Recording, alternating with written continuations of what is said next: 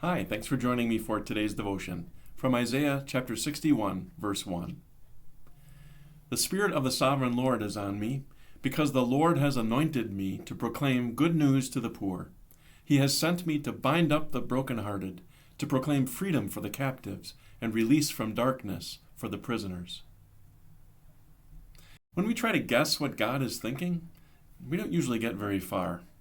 We don't know what He's going to bring into our lives tomorrow, much less next year or the year after that. We have experience in guessing wrong.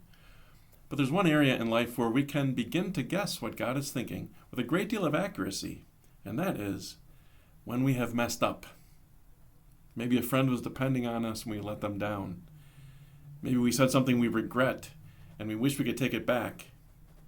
Maybe something bigger than all that, something that eats at us. And we know what God is thinking. It's not as though God has given us something complicated to do, just love, but we get this wrong again and again, and we can sense that God isn't happy. The Bible confirms this. God wants us to keep His commandments. He hates sin because our sin imprisons us. Sin tears us away from Him and His love. Sin locks us up in a dungeon of guilt and death.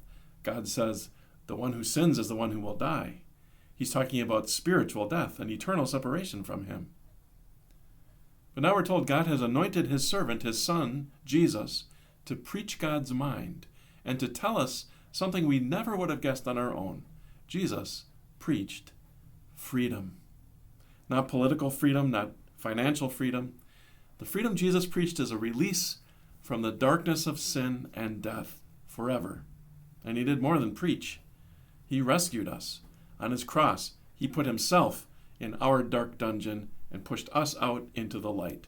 Jesus didn't just talk about freedom, He set us free.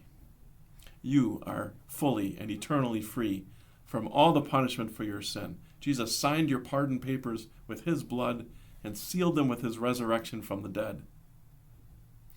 Have you ever found yourself caught in a web of guilt or buried under a burdened conscience or frightened by the darkness of death? The message of Jesus is as breathtakingly wonderful as it is simple.